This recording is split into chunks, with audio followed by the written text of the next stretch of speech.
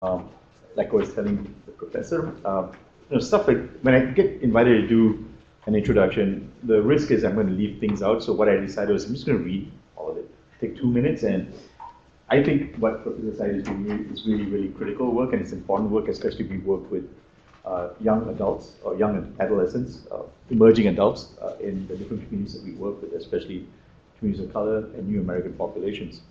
So Professor Syed obtained his bachelor's and master's degrees from San Francisco State University. He then went on to Santa Cruz, University of California, Santa Cruz, to get his doctorate, and he has been at the University of Minnesota since 2009. His he's a cultural development psychologist with an interest in identity and personality development among adolescents and emerging adults from diverse ethnic, racial, and cultural backgrounds. He has been awarded a faculty interactive research program, a grant, to investigate how institutional racism operates in the context of early childhood education. I think that's fascinating research, and I'm asking if we can give that research to us so that we can look at how we as an organization perform in that field of early education.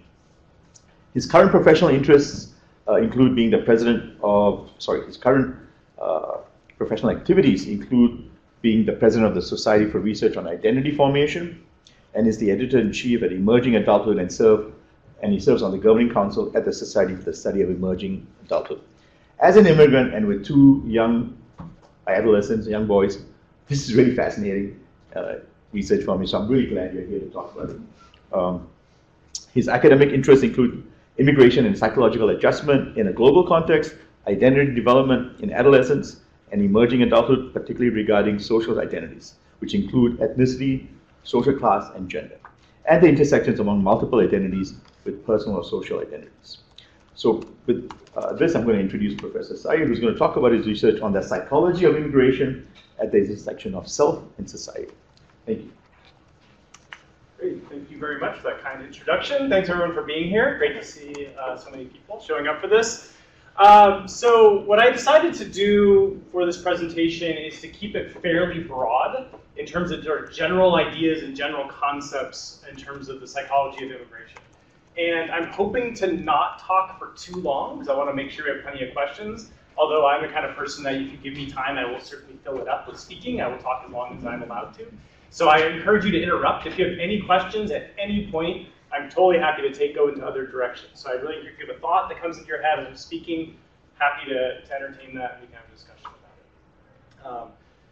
So I think I very intentionally labeled this the psychology of immigration, like I said, a very broad sort of title. And so I think we need to look a little bit, what does that mean exactly, the psychology of immigration? So to me, the first question, I should say that because of the webinar, I don't know what slide is coming next, so now I have to memorize it. So if I'm ever surprised at what's on the screen, that's because I don't know. So we'll see how good my memory is. The first question is, what is psychology? And I think this is a really important question to ask so you understand, because I think that I encounter talking to people out in the world, my least favorite question that I get asked ever is, what do you do? Because answering, I try to avoid answering I'm a psychologist, but if I do tell them, then people have a certain response to knowing that I'm a psychologist. But so answer the question, what is psychology? Probably many of you, an image that pops in your head looks something like this, right? Many of you think about therapy. That's sort of what comes to mind for a lot of people when they think about psychology. Now, I'm a developmental psychologist, and when you hear developmental psychology, you probably think something like this, right? You think about kids. And that actually has been true historically, that developmental psychologists have focused on kids, but that's because a long time ago, very smart people even thought that nothing interesting happened after age 18, that development essentially stops at that point. I think all of you could probably agree that that's not the case. And so now we see developmental psychology as really a lifelong, lifespan process. So my focus is not on little kids, but older adolescents and young adults and adults. Now, if you didn't come up with this image in your head, you might have had another image in your head when I said, what is psychology, which is this person. Anyone know who this is? That's Freud. Freud is often associated with psychology. In reality, he doesn't really play a major role in psychology as it's practiced today. I don't rely on Freud at all, really, in the work that I do. Now, it's a little harsh. It's actually, he still has a lot of influence. It's more like this, that since 1900, his influence has just gotten less and less and less and less. To where it's actually the case now in academic disciplines, there are more people outside of psychology who read and study Freud than inside psychology. So he's had a big influence, but it's not doesn't play a central role. So then what is psychology if it's not just therapy? Well, this is a definition that is widely accepted by psychologists, which is the scientific study of behavior and mental processes. Now, a lot of folks like to criticize the scientific part, saying psychology is not a science. We don't need to debate that right now. But science is less about what we know and more about the process of how we get to know information, the process by which we inquire. And psychology does use scientific methods. It does not always very successfully, but it does use those methods. So it is a scientific study focused on behavior and mental processes, so very broad. The idea is that instead of just trying to understand, reflectively, what do I think about this? Or what do I understand about people just by talking to one client or 10 clients? That we take a more systematic scientific approach to try to understand something about the behavior and mental processes of individuals. Sometimes very specific individuals, sometimes non-human individuals, but broadly trying to use science to understand what's going on, how we function, how we are the way that we are. So, I will be talking in very broad terms today, as I said, but everything I'm saying is really drawing upon vast bodies of research. And I can get into more detail as you're interested in that. But these aren't just my sort of own reflections on things or my own insights based on very limited observations, but based on decades and in some cases even a century of scientific research on the topic. So then the question to ask is, what is the psychology of immigration? So how do we apply the scientific study of behavioral and mental processes to understand the immigrant context, right? So again, systematic, not political laws or policies or interpretations of those or general feelings, but broadly when we look at society, what can we understand in terms of behavioral and mental processes in relation to immigration? Now, to understand immigration, there's a much broader concept that's widely used in psychology, which is transitions. It's a very simple idea. You can all relate to it. It's the idea that our life is filled with moments in which there's a current state that we are at that is different from some previous state. Right? That's a transition. Not all of you work in this building, right? So there's a transition, right? A very simple one, but wherever you were previously, you were there, now you're here, you were working, now you're listening to me talk. Those are transitions. Our life is filled and defined by these different transitions. And so that's just a general sort of observation of how our life is constructed. And we can think it's helpful to think of these as cultural transitions, that the transitions that we engage in have some cultural significance or cultural meaning. And we can break down those cultural transitions into many different types. And this isn't meant to be an exhaustive list of types of transitions, but these are major types of transitions. One is what I call culture-specific transitions. So these are kind of normative, expected transitions within a culture that you live in. So, for example, in the US, in most communities, young kids will go to kindergarten around age 5, although that's crept up to age 6, but still, age 5 or 6. They'll start middle school around age 12, high school around age 14, considered legally adult around 18, right? Those are culture-specific transitions. Those are totally arbitrary, right? They're specific to our culture. It's not the same if you go to other cultural contexts. You go to other countries, they have different markers. They have different transition points, right? So those are culture-specific transitions. They become normative for us. They seem natural because they're just part of our life and how it exists, how we exist, right? A more broad type of transition are migratory transitions. So these transitions involve actually physically moving your body or moving your space from one place to another. And this can happen at a lot of different scales, right? You can think of a relatively small scale. We're all in the Twin Cities metro area. Many of you probably live in the Twin Cities metro area. How many of you did not grow up in the Twin Cities metro area? Right, so that's an example of a migratory transition, right? So you move from some other place to this new context. I'm originally from California. I've lived here since my 10th year, or 11th winter, as we like to say. No, actually it's my 10th winter. My 10th winter. So that was a major migratory transition, right? Moving from the California context. I'd never lived more than 30 minutes from the ocean before I moved here, right? So it's very much a change in terms of my context. And these migratory transitions can interface with culture-specific transitions, because those can vary, right? The culture-specific transitions within the US vary quite a bit regionally. There's an example that's very salient to us right now because it's fall. My wife and I have noticed all the time that certain weekends, all our neighbors and everyone in the neighborhood seems to know what they're supposed to do. Like everyone's out there raking leaves on one specific Saturday, right? And we always, how do they know this? Right? There's some sort of rhythm that they understand, and by they I mean Minnesotans, that we just don't get because we're not from here, we don't understand that specific culture-specific transition. So those are fun examples of that, but that's to give you a sense of that it's a matter of scale, right? So you can scale it up even more and talk about migratory transitions as crossing national borders, right? So immigration is a form of migratory transition. And so one of the advantages of thinking in this way is not thinking of a certain type of transition as fundamentally different from these other transitions that we all experience, but that there's a matter of variety, and there are some similarities in the nature of these transitions, although sometimes some of them are at much larger scales and have much larger consequences. Okay? So that's a different type of transition. Then there's a third type of transition that I call stationary transitions. These are the transitions we have to make in our own life according to what changes around us. Right? So our society changes, our culture changes. There's transitions that occur in our world around us that we have sometimes some role in and some control over, but often not. Right? So these are more about changes that occur in the context or amongst people. So you don't have to yourself migrate anywhere for there to be some sort of transition in your life, right, in terms of culture.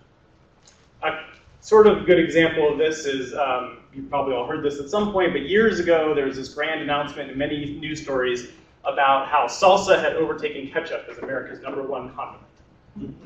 Right? That's sort of an example of these stationary transitions, that things are changing around us.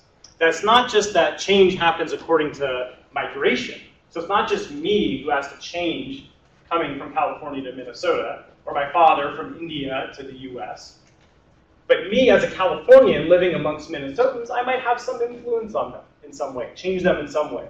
We immediately painted our house pink and purple because we were trying to harp San Francisco, and everyone thought we were very strange, but maybe we changed their attitudes. Probably not. So we have these three different, these are, like I said, these aren't the totality of transitions, but these are three broad types of transitions. And it's helpful to think about these, that we all are navigating these to different degrees all the time and throughout our lives. And one psychological process that's common to all these types of transitions is adaptation. They all require some kind of adaptation. If there's a change in our environment, we have to adapt to it in some way. Especially if we want to be psychologically healthy, you want to adapt to that positively. Right? So transitions always go with adaptation. Sometimes the adaptation is simple and smooth and easy to execute, and other times it's incredibly difficult and can cause serious psychological problems. But a general process of adaptation does exist. And at a psychological level, what this really is about, and I'm biased because you heard from my introduction that I study identity, this is really about how we define ourselves, how we see ourselves. Our adaptation is always filtered through what's important to us. How do we define who we are, where we want to go in life, what's important to us, and so on. So identity is really a crucial component to understand when thinking about immigration. Anybody know who this is? This is a Harvard quiz. Anyone's? Not Adler. Not Adler, no, close. Identity, psychology, who do you think of? Erikson, yes, this is Erik Erikson. Erik Erikson, how many of you have heard the term identity crisis before? Just about everyone. There's a new book that's out called The Identity Crisis. Erikson coined that term. Before Erikson, there actually was no popular notion of identity crisis. It's interesting, he actually reflects in some of his writing about the problems of naming things sometimes. He said he kind of created this idea of an identity crisis, where he didn't mean to. When he talked about crisis, he didn't mean, crisis sort of suggests upheaval and disturbance and problems and chaos. He didn't mean that at all. He just meant a period of sort of exploration, revisiting who you are, thinking about how your current self is related to your previous self and how it's related to the self you want to be down the line, right? So he didn't have that strong sort of emotional connotation to it, but that's how people interpreted it.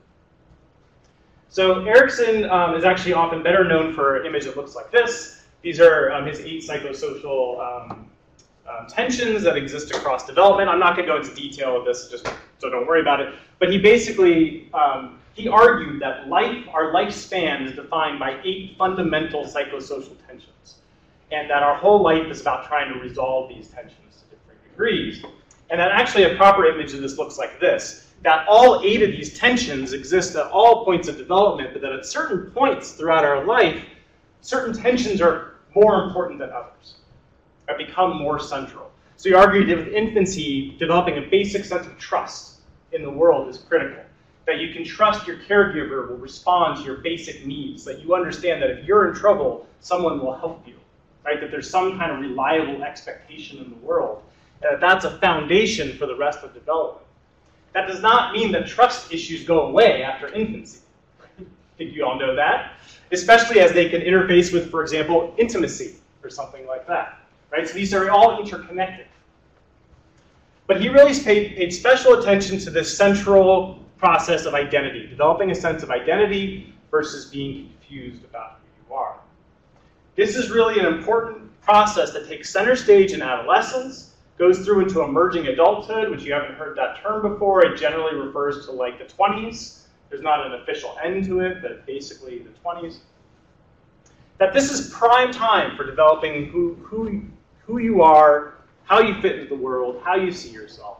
And if you don't do that successfully, if you have a hard time defining your identity, it's going to have downstream implications for these other things. So if you can't define who you are to yourself reasonably well, we all have questions, right? It's always something, it's an ongoing project. It's not something you resolve and move on for the rest of your life. But if you're feeling very insecure who you are, you don't know what's important to you, you don't know what you want to do with your life, it can be very difficult to have intimate relationships. And intimacy here doesn't just mean romantic intimacy, it also means friendships, close relationships. That's hard to share yourself with other people when you don't know who you yourself are, right? You don't know what part of you give to these other people. So identity really, because that's the first at the dawn of adolescence, these are all in childhood, was really the most critical component for Erikson's research in terms of being a functional, positive member in society. Now, this concept of identity is one that's really amorphous, covers a lot of ground, quite vague. It's investigated and understood in a lot of different ways. I'm going to keep it relatively simple and not get into all of that. But we can generally think of not a whole identity, a singular bubble of identity, but many different domains of identity that are important to us. And this is something you can reflect on yourself in terms of identity domains. Some of these could be roles, like your work identity. You know, your job, your work, your career can be an important part of your identity. Your role as a friend. Ideologies, such as your religious identification and beliefs or your political beliefs, can be identities. Or social groups, such as immigrants, or gender, race, ethnicity, social class, and so on. And there's pretty much an endless number of these that you can come up with, but these are what I mean by identity domains. These are different domains that people identify with to different degrees. And if we look at any 2 people, randomly select 2 people, their domain sort of configuration might look like this. So person 1, work, gender, and politics are really important to how they define themselves. Whereas for person 2, it's work, friends, religion, and immigrant. Right? So these domains that are important to who we are to some degree self-chosen and self-defined. That we sort of figure out which parts of ourselves are really critical to who we are. Now, it's often the case that one of these domains serves as the core domain. It's kind of the central domain that intersects with all other kinds of domains. You could think of people who are really the extreme of this, right? Where everything is about this topic or everything is about that topic, right? That means that identity domain is really critical to them. So in this case, if an immigrant identity is really central to someone, that's going to infuse who they're friends with, what kinds of jobs they take, how they conceptualize their gender, how they conceptualize their race and ethnicity, how important it is, and so on.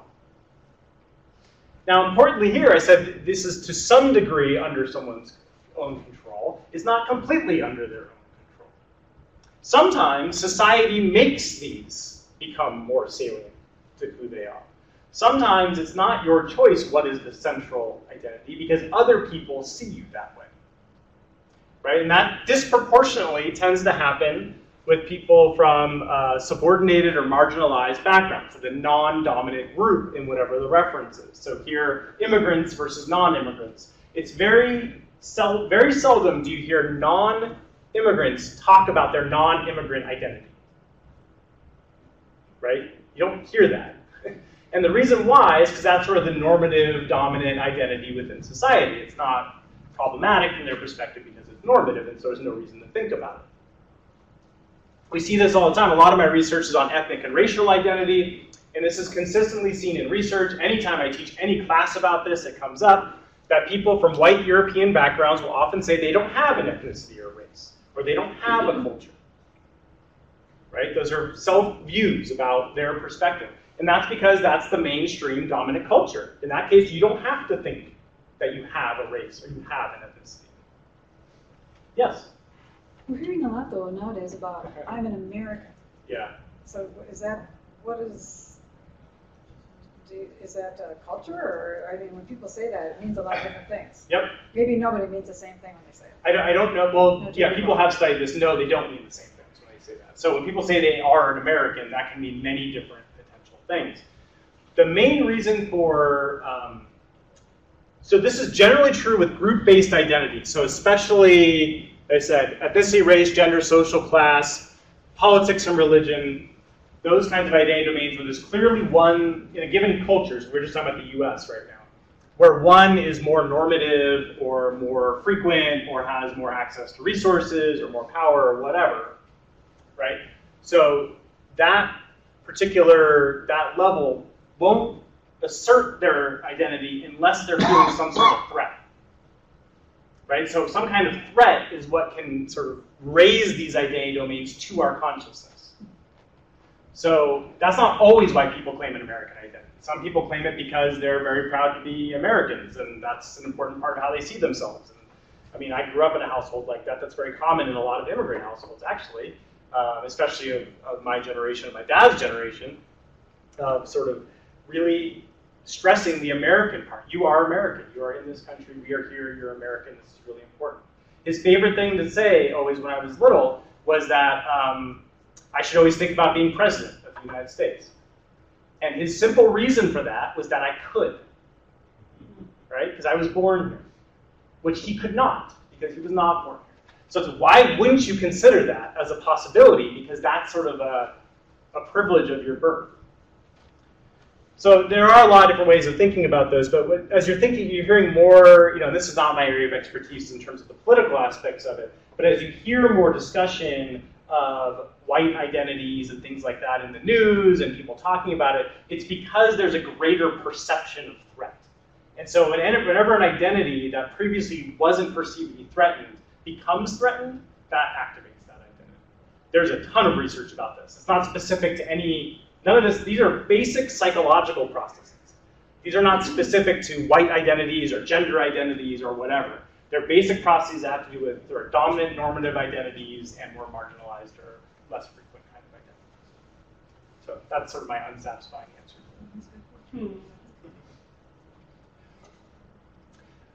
So for immigrant identities in particular, the immigrant context, to your point of it, there's always this tension between, or perceived tension between an immigrant identity and a national identity, or at least there's a potential for the tension. And I'm keeping this broad. I purposely didn't put American identity on there because, again, these are basic psychological processes, and there's a lot of work on these issues I'm about to talk about all over the world. And especially there's a lot of research in Europe on these issues, other parts of the world too, but especially there. So these are not specific necessarily to the American context. There's always some unique aspects that you might want to consider, but there are some broad sort of generalizable processes that go on. And there is a general idea that there's a tension between an immigrant and national identity. The old model in psychology, and the one that's really adopted by most people in the world, whether they realize it or not, is that there is sort of this inherent tension between one's heritage culture and the host culture. So what heritage culture means here, so for me being from a family of Indian immigrants, that would be my Indian heritage, and the host culture would be American. Right? So this was the model for a long time that essentially, in order to be more American, I have to be less Indian. Right? They're fundamentally at odds with each other. There's sort of what's called a unidimensional model. That the more you go one way, the less you go the other. So if you're identifying with your heritage culture, that means you're not sufficiently participating in American culture. Right? So it's important to give up your past culture, give up the heritage, and be American. Right? This all sounds very familiar, probably. Even though psychologically, this is an old model. In terms of research, this is an old model. In terms of everyday life and people, and real people, this is very much in play right now. Right? This is the way a lot of people do think, whether they consciously realize it or not. Right? Most people aren't thinking, what's my model of how people should, But this is sort of a lay model that exists, and you see it all over. So this model has been rejected based on tons of research for a model that conceptualizes the two as independent dimensions. That you can, in fact, think of identifying with your heritage culture a lot or a little, and identifying with the host culture a lot or a little. That it's not the case that as you move away from one, you move away from the other, but that you can identify potentially with both, or neither, or one, or the other, right? There's more flexible, more varieties of how people might identify and orient their lives. And when I say identify, I'm keeping it pretty general for the moment. We can talk more about it. But I mean, this encompasses almost all aspects of life. So we're talking about behaviors. What kind of foods do you eat? Where do you live? Where do you shop? Who are your friends? Language is a big one, right? What language do you use? Values.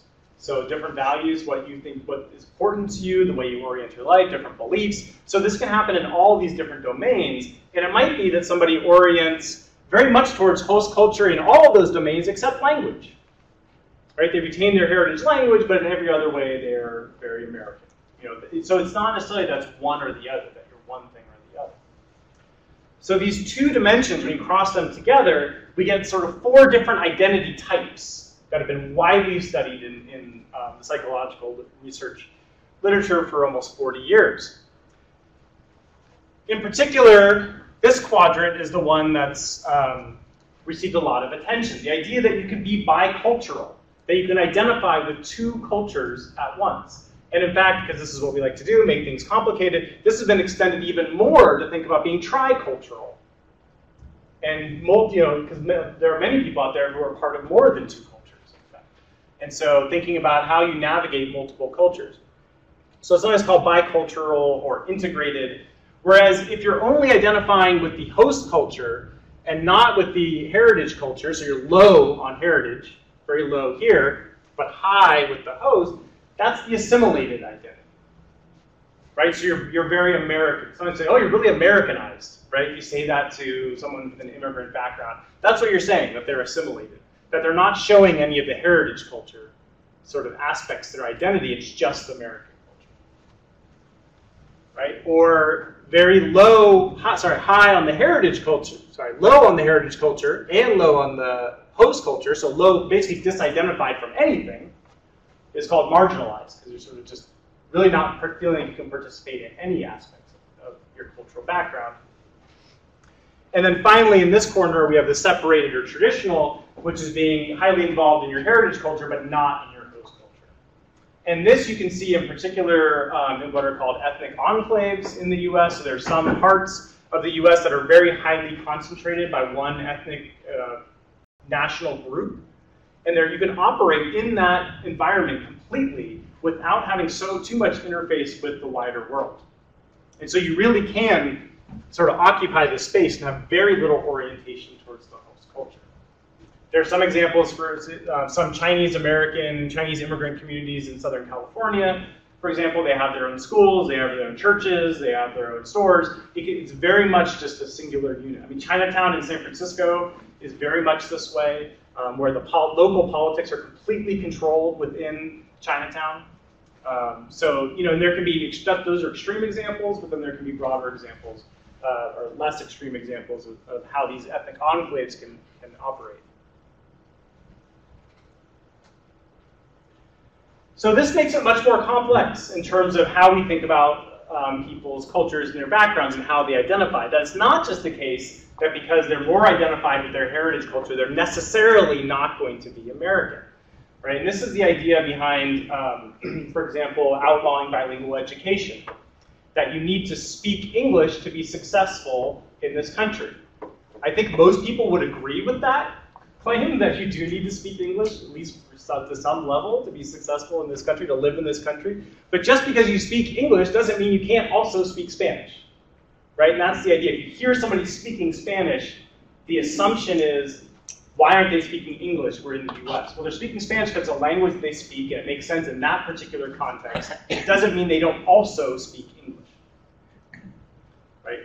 And so there's a lot of research on all of these topics, and it's very clear, I don't like to say this too often, but it is very clear that if we look at individual people and how they orient themselves, so if we take a bunch of people from immigrant backgrounds and we give them assessments, we have ways of assessing their orientations, and we put them into these boxes, what we find very clearly is these people are doing the best psychologically.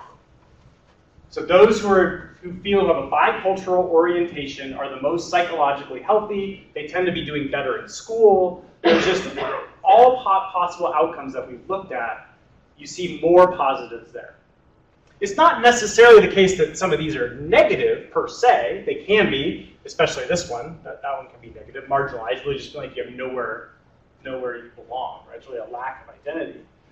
But the bicultural orientation seems to be the strongest psychologically.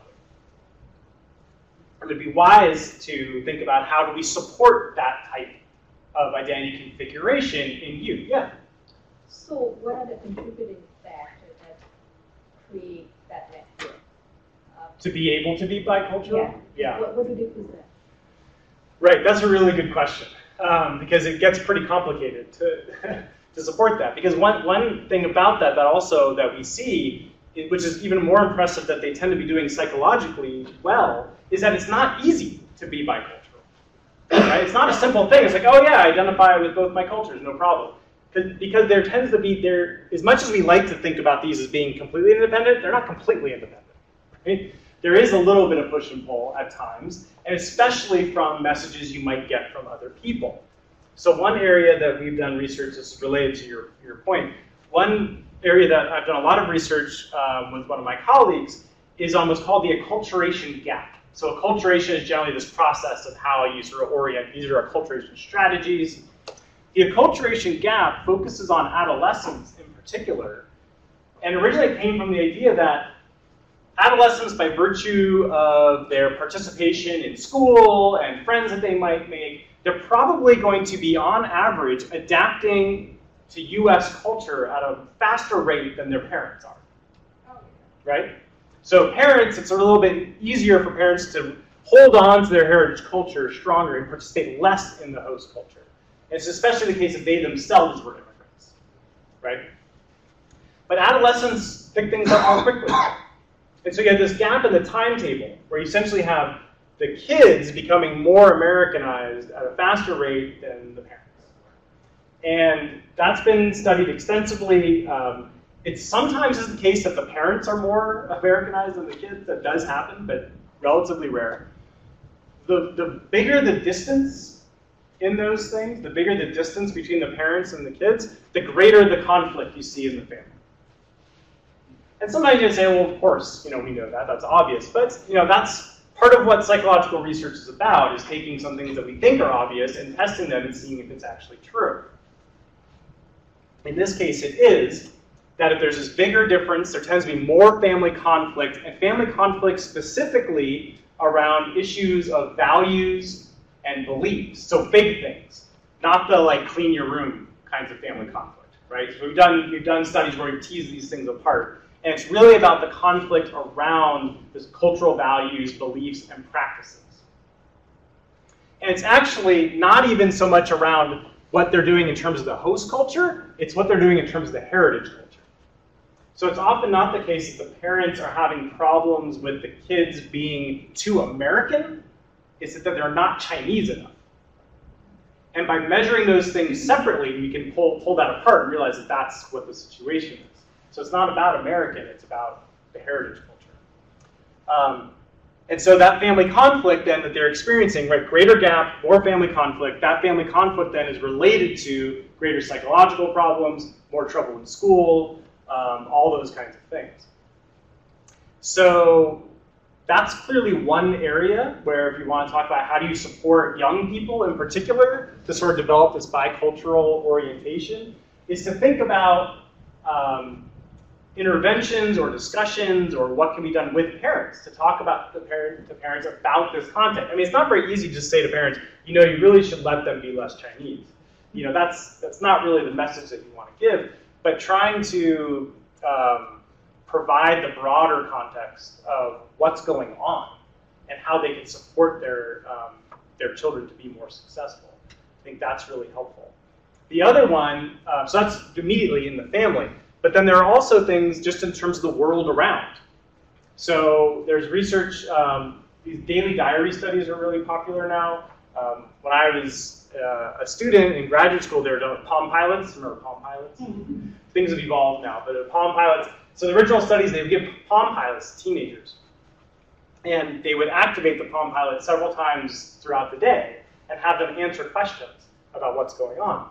And so these are Chinese American kids in New York City, this original study. There's been several since then. And so they'd ask questions just like, so what are you doing right now? Who are you with? What's around you? What language are you speaking? What language is around you in your current context? Because you could be in areas where you're completely in a Chinese context in New York City. And then they'd say, how Chinese do you feel? And how do you, what's your mood like? All these kinds of things, trying to get these specific state kind of measures. And for people in particular who identified with their heritage culture, so the Chinese American youth, who being Chinese was important to who they were, when they were in those environments, when they were around Chinese stuff and doing Chinese things, they were feeling better about themselves than when they weren't. Right? So it's kind of a broader context that we, all of us, and adolescents are noticing what's around them and how what's around them supports or not their identities or how they see themselves. I mean, it goes back to the general question of, do I feel represented here? Do I feel valued? Do I feel represented? Is what's important to me important to society? So the more that we can do that, which is complicated, of course, but the more that in general we can send the message that you are supported and you are represented, the better off they're going to be based on what we know. Yeah. Do you know of any communities, like immigrant communities or not, that are in particular a host or heritage? They've fused and created their own culture, and they feel both American and their heritage community at the same heritage culture at the same time. Yeah. Do you have a specific group in mind? I was thinking of the Mexican American community, mm-hmm. where it's that is their culture. They are not American or Mexican. And right. So then, are they past the integrated bicultural stage, or are they just fully within it? Right. That's a really great question, and there's a couple of things in there that are important. One is that the thing when you said they're Mexican American, they're not really American, they're not really Mexican. This third thing, right? That's been identified extensively in research about that process because it's a very common feeling, generally talked about in terms of being between two worlds. I do narrative-based research where I ask people, as one aspect of my research, to tell stories about their past experiences, and we get hundreds or thousands of these, and then we analyze them. And you can think about your own stories, and you all think that your stories are very unique and very special. I can guarantee you they're much less unique than you think they are. That the details are, of course, those are your experiences, but many of our stories follow certain templates. And you see the same kind of stories over and over again. And so one of them is related to that, where, and you see this with college students at the U in particular, who study abroad for this reason, is someone is Mexican-American, born in the US, and has wanted to go to Mexico for so long in order to find her identity and connect, and she goes there and then realizes that everyone perceives her as American, right? That she's not Mexican there. They don't think of her as Mexican. So in Mexico, she's American, and in America, she's Mexico. Sorry, Mexican.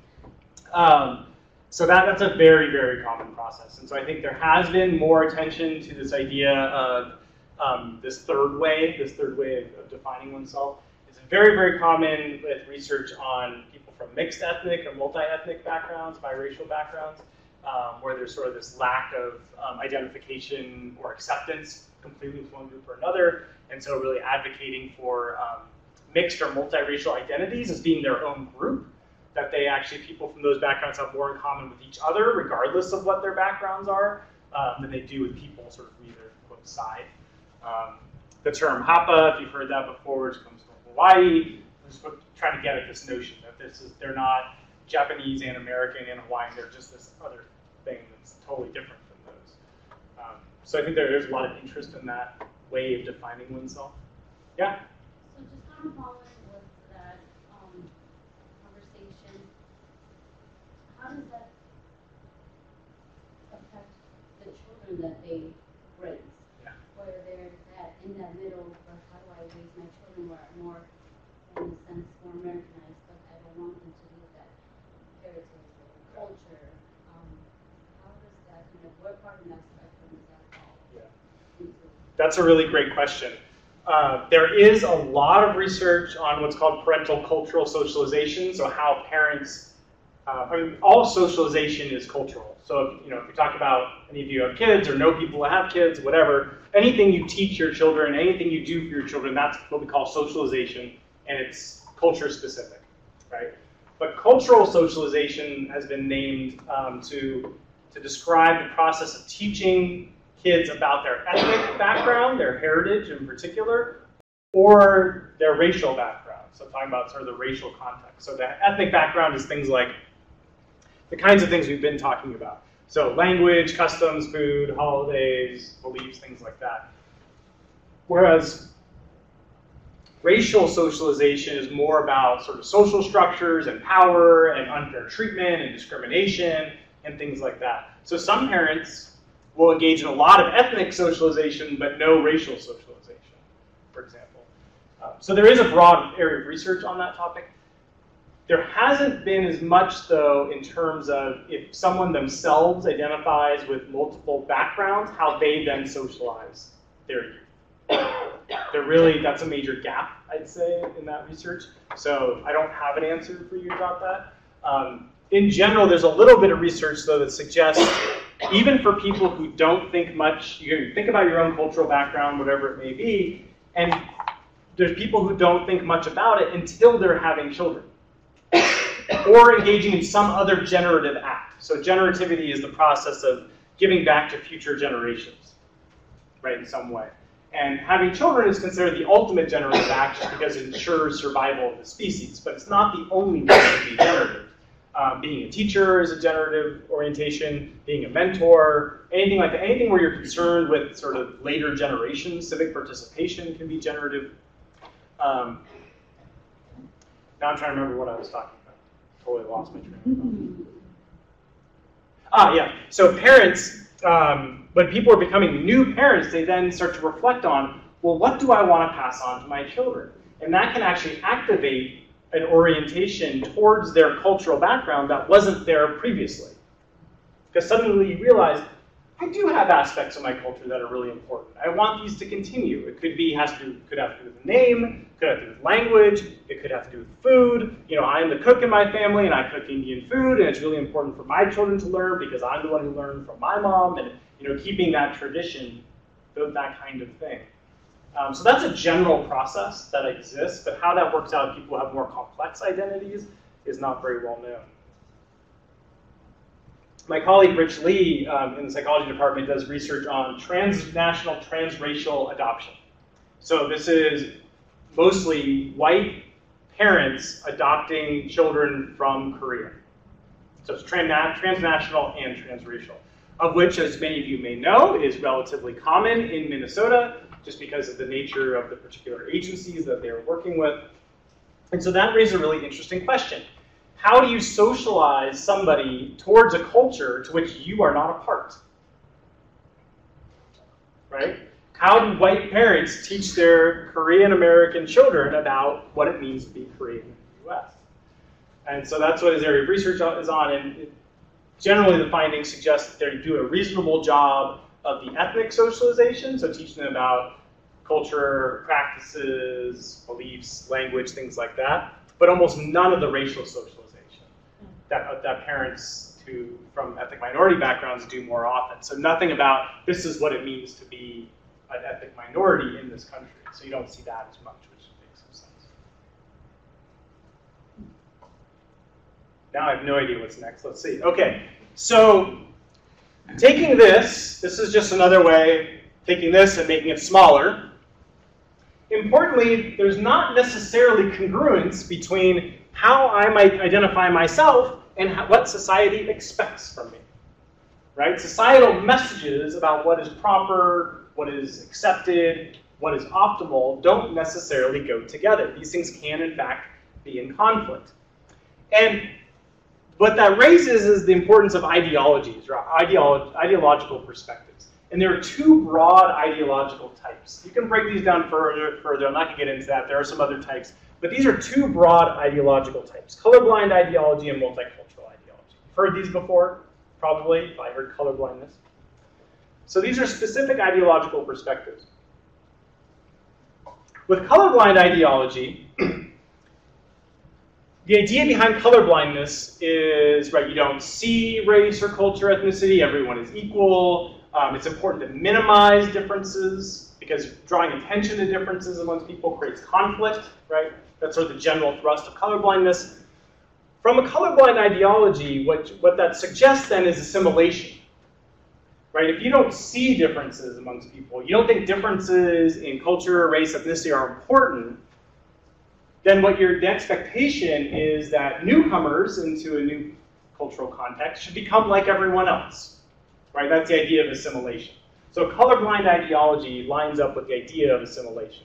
That if you come to the US, you become American. You shed your cultural ties because we're colorblind here, and you become American, right? So that's the ideology. There's a metaphor that represents this ideology and this perspective.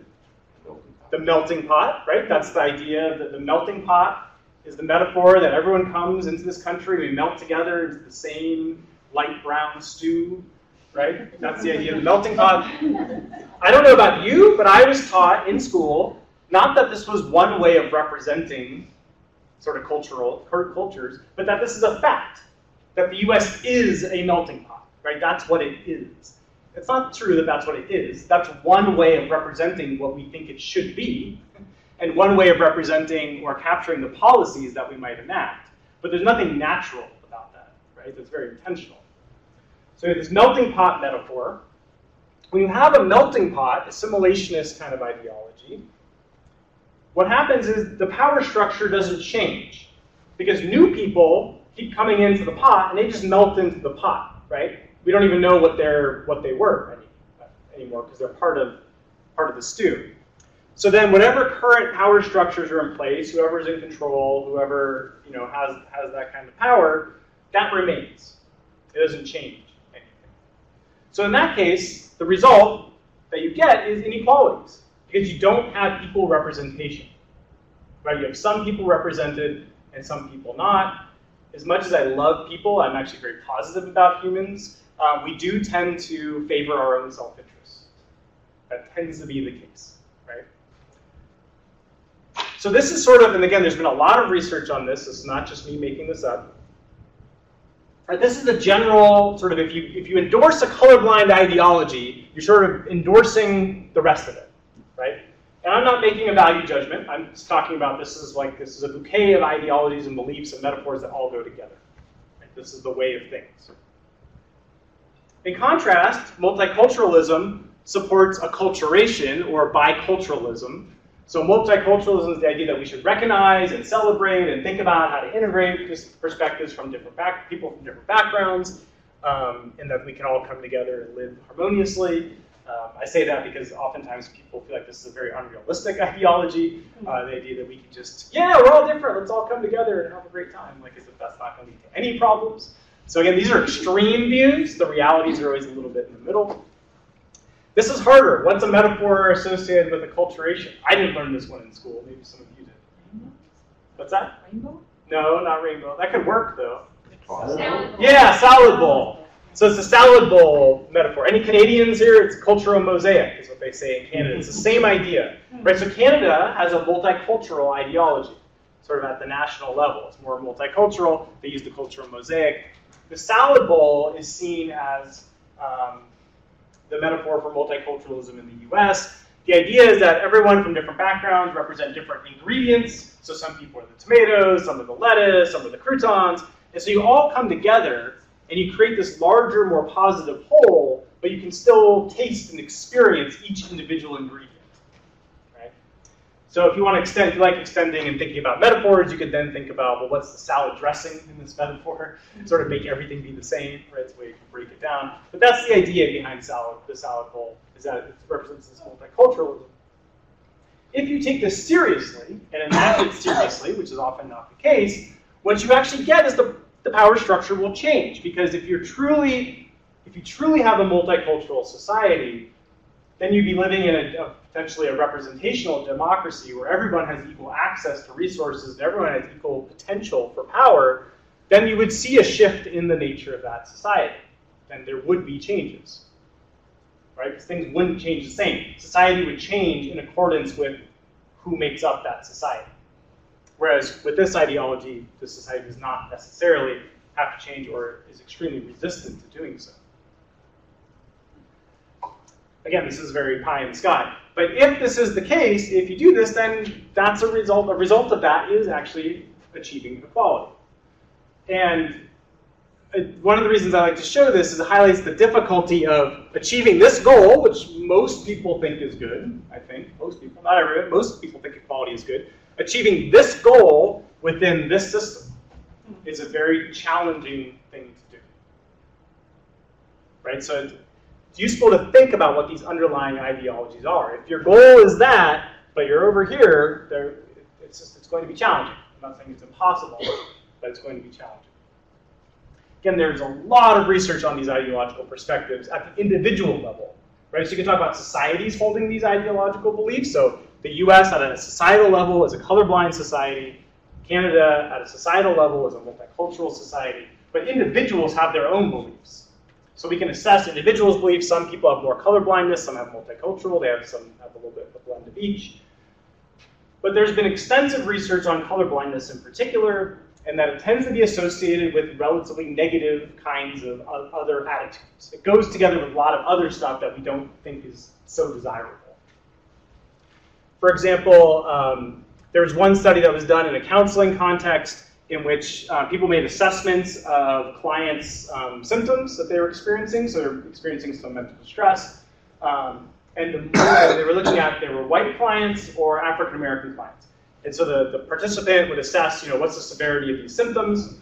The more the colorblind ideology the individual rater endorsed, so the more colorblind they were, the less severe they saw the symptoms only in the African Americans. Right? So seeing the problems, the struggles, the challenges as less severe. Right? So there's a lower sort of empathy towards other groups, is a broader way of saying it. Less out-group favorability.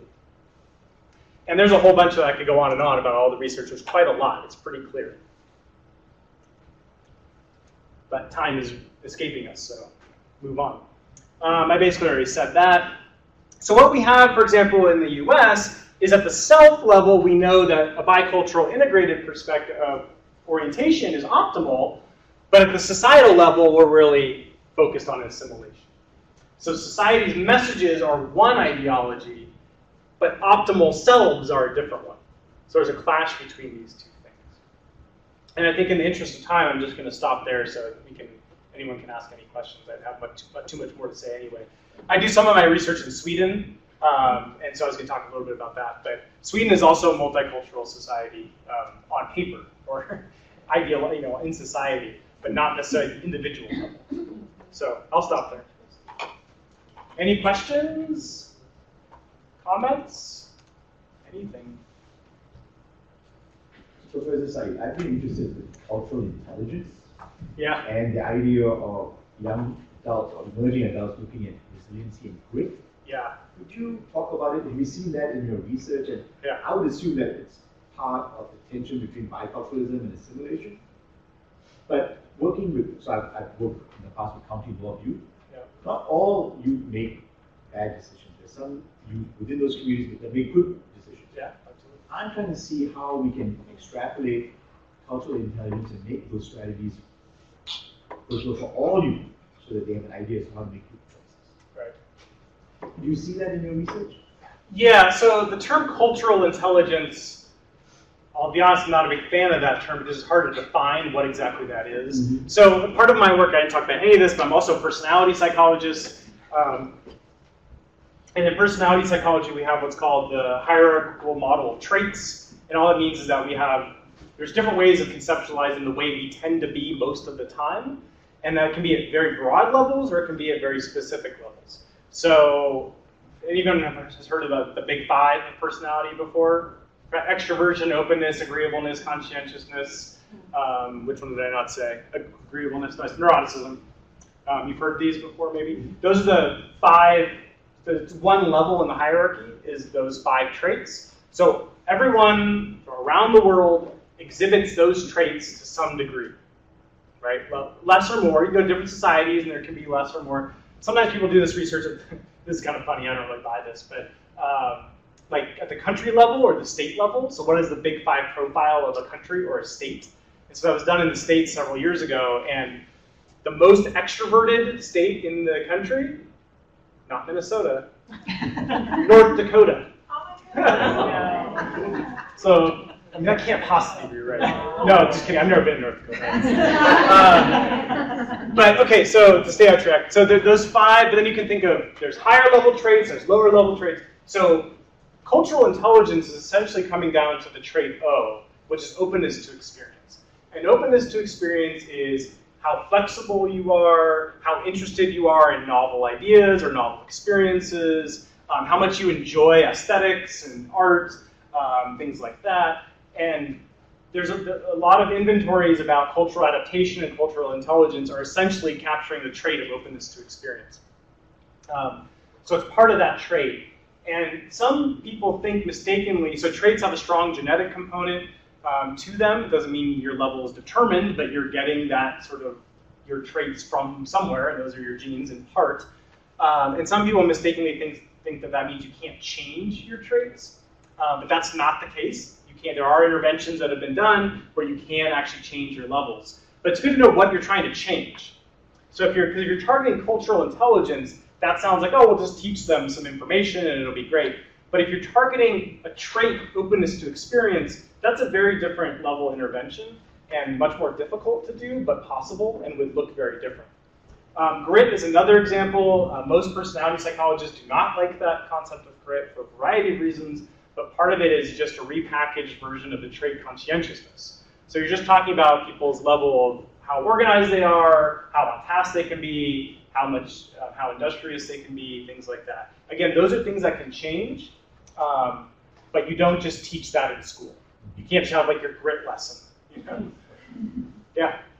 So does your research hold to be true for both refugees and immigrants? Right. Or migrants? So. Can we piggyback on that? Yeah, sure. Riley's too? I'm sorry, I didn't hear what you said. Silence. Oh, silence, yeah. Riley's. Generally speaking, yes, you see these same general processes seem to be at play. One big difference between immigrants and refugees and asylees is on societal attitudes, not necessarily within this framework, but that in general, society being the US or other countries, actually have much more positive, even in the current context, much more positive attitudes towards refugees and asylees than they do immigrants. So in experimental studies, you can manipulate, you give the same sort of story to everybody about someone's journey, right? And one condition you call them an immigrant, and another condition you call them a refugee, they're going to be much more favorable to the refugee. Even if their experiences are completely the same, everything about them is the same, it's just the way we label them makes a huge difference. Unfortunately, someone say, okay, let's call everyone refugees, right? But that's, as I'm sure many of you know and have learned, that's a legal definition, and you can't do that. But it does raise questions about who is a refugee, who should count as a refugee. If you think about like El Paso, Texas, and Juarez, and a lot of the violence that's going on down there, are people fleeing the violence from their immigrants, or are they refugees? I mean, they haven't been granted refugee status, but in practice, it's the same thing. Some of them apply for asylum. Yeah, but that's separate. That's an individual kind of thing. Yeah. I think it's 1 o'clock now, so you all have jobs to do. I think. Thanks for coming and being attentive.